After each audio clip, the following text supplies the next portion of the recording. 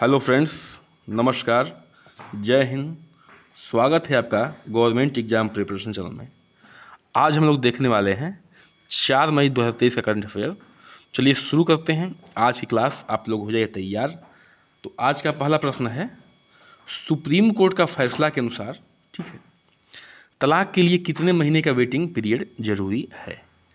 देखिए, अभी जो हाल ही में फैसला आया है उसके पहले लगभग जो है 6 महीने का इंतज़ार करना पड़ता था, लेकिन अब अगर दोनों पक्षों की सहमति है, अगर दोनों पक्ष जो है सहमत हैं, तो अब 0 महीना यानी कि कोई भी वेट करने का, यानी कि कोई भी इंतज़ार करने की ज़रूरत नहीं है। सुप्रीम कोर्ट जो है फैसला उस पर सुना देगी कि हाँ, आप लोग तलाक ले सकते हैं। तो इसका उत्तर हो जाएगा डी ऑप्शन। ठीक है, आगे बढ़ते हैं। प्रश्न संख्या 2 पे आने से पहले नोट पॉइंट देख लेते हैं। बहुत ही इंपॉर्टेंट पॉइंट है। विश्व प्रेस स्वतंत्रता 2023 दिवस कब मनाया गया है? 3 मई को। विश्व प्रेस स्वतंत्रता दिवस कब मनाया जाता है?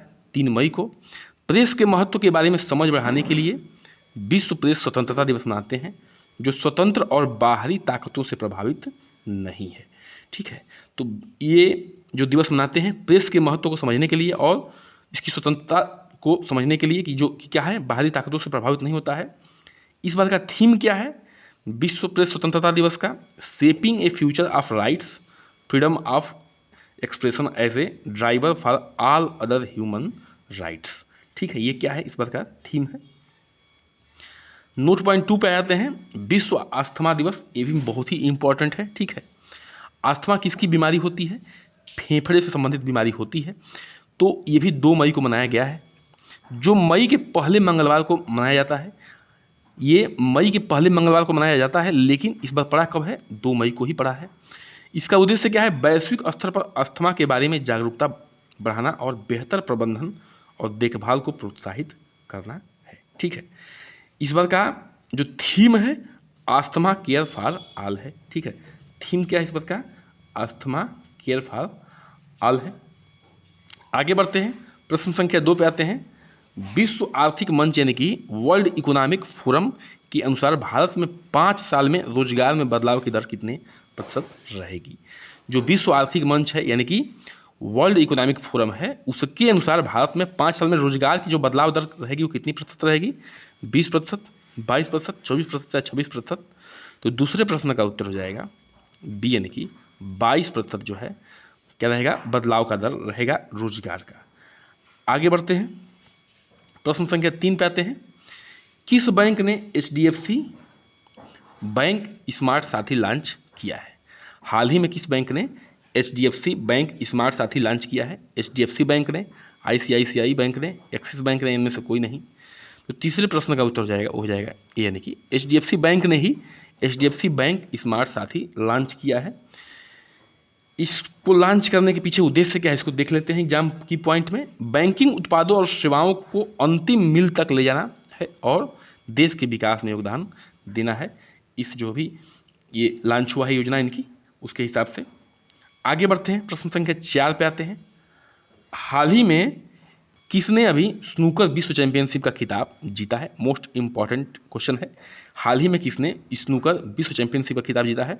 रोनियो सुलिवन ने, स्टीफन हेनरी ने, जॉन हिंगिस ने या लूका ब्रेसेल ने? तो चौथे प्रश्न का उत्तर हो जाएगा डी, यानी कि लूका ब्रेसेल ने अभी हाल ही में स्नूकर विश्व चैंपियनशिप का खिताब जीता है। तो चित्र में देख सकते हैं, ये हैं लूका ब्रेसेल, यही खिताब जीते हैं।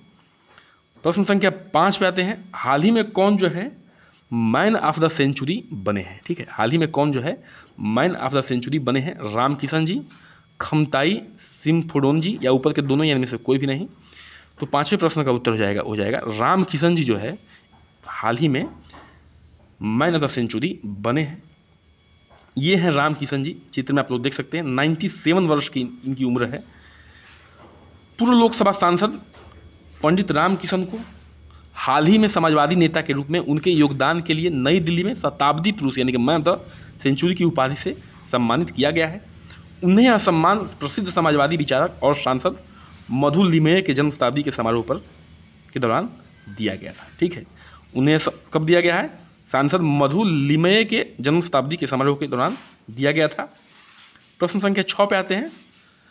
संयुक्त राष्ट्र का शीर्ष पुरस्कार जेल में बंद 3 ईरानी महिलाओं पत्रकारों ने जीता है, निम्नलिखित में से वे कौन सी महिलाएं हैं? हाल ही में संयुक्त राष्ट्र ने की शीर्ष पुरस्कार जेल में बंद 3 महिला पत्रकारों को मिला है। तो ये ईरानी महिलाएं हैं, ईरान की रहने वाली महिलाएं हैं। तो ये महिलाएं कौन कौन सी हैं? नीलिफोर हमीदी हैं, एलाहेल मोहम्मदी हैं, नरगिस मोहम्मदी हैं और ऊपर के सभी हैं। तो 3 महिलाएं हैं, 3 महिलाओं का मैंने नाम यहाँ पर दे दिया है। तीनों का नाम याद कर लीजिएगा, बेहद इंपॉर्टेंट है। इसका उत्तर हो जाएगा डी यानी कि ऊपर के सभी। प्रश्न संख्या 7 पे आने से पहले एग्जाम की पॉइंट देख लेते हैं। संयुक्त राष्ट्र ने प्रेस स्वतंत्रता के लिए उसकी प्रमुख पुरस्कार सच्चाई और जवाबदेही के प्रति प्रतिबद्धता के लिए जेल में बंद 3 ईरानी महिला पत्रकारों को यह पुरस्कार प्रदान किया गया है। किसके लिए?